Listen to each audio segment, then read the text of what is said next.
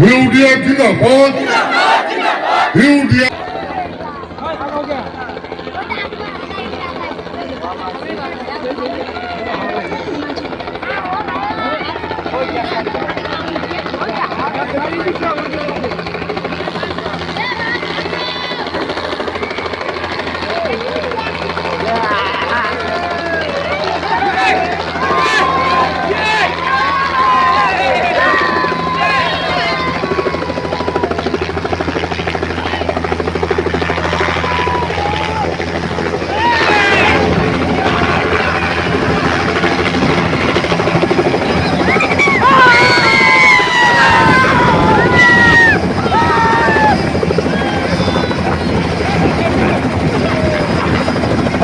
যেতিয়াই অত্যাচার হয়েছে, যেতিয়াই অন্যায় হয়েছে, তেতিয়া মৌলানা বদরুদ্দিন আজমল সাহেবে দিল্লির পার্লামেন্ট, দিসপুরের বিধানসভা, দিল্লির রাজপথ আর দিসপুরের রাজপথত কঁপনি তুলিছে। এই কারণে কংগ্রেসে বিচারে, এই কারণে বিজেপি বিচারে যে গরিব মানুষের নেতা, গরিবর নেতা জিন্দাবাদ, কালো চাবি জিন্দাবাদ, কালো চাবি জিন্দাবাদ, হুজুর জিন্দাবাদ, আকবর হুজুর জিন্দাবাদ, আকবর হুজুর জিন্দাবাদ। আপোনালোকৰ মাজত আমাৰ মাজত হাফিজুৰ ৰহমান আকান এইবাৰ মেট্ৰিক পৰীক্ষাত 96% লৈ পেলাই তেখেতে মেট্ৰিকত সফলতা অৰ্জন কৰিছে আৰু তেখেত আজমল কলেজৰ পৰা এই সফলতা অৰ্জন কৰিছে। হাফিজুৰৰ দৰে আৰু শ শ ল'ৰা ছোৱালী আজমল কলেজৰ পৰা সমগ্ৰ ভাৰতবৰ্ষত নাম ৰোচন কৰি আছে। এই সুযোগতে হাফিজুৰক আজমল সাহেবে এখন গামোচাৰে সম্বৰ্ধনা জনাই তেখেতৰ ভৱিষ্যত উজ্জ্বল কামনা কৰিছে।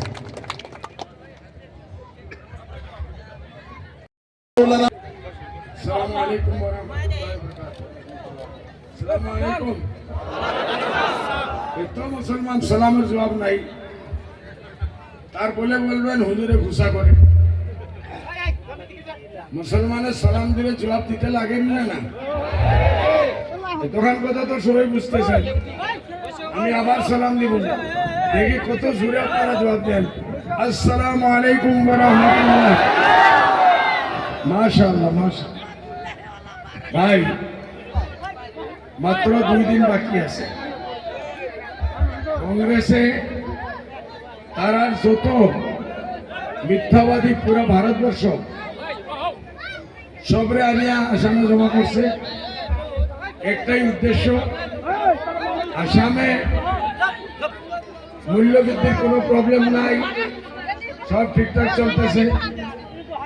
বিজেপি মসজিদ ভাঙতেছে, কোনো সমস্যা নাই। মন্দির বানাইতেছে, কোনো সমস্যা নাই। আজান বন্ধ করতেছে, কোনো সমস্যা নাই। বাল্য বিবাহের উপরে আনতে আছে, কোনো সমস্যা নাই। তালাকের উপরে আনতেছে, ওইটা কোনো সমস্যা নাই। কংগ্রেসের মাত্র একটাই সমস্যা হইল, বদরুদ্দিন হটাও, ধুবড়ি বাঁচাও। এটা কি ইনসাফের কথা নাকি ভাই? এটা কি ইনসাফের কথা?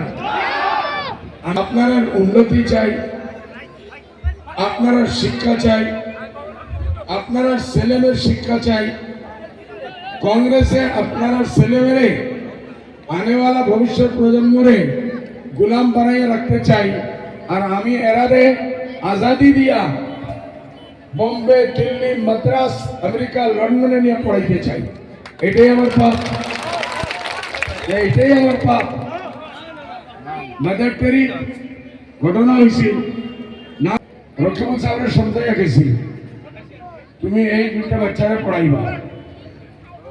আজকে আমি চ্যালেঞ্জ করতেছি আপনার মাধ্যমে, রকিবুল হোসেন সাহেব ওই 2টা ছেলে কোথায় আছে, জিন্দা আছে না মারছে, এইটাও রকিবুল হোসেন সাহেব জবাব দিতে হবে।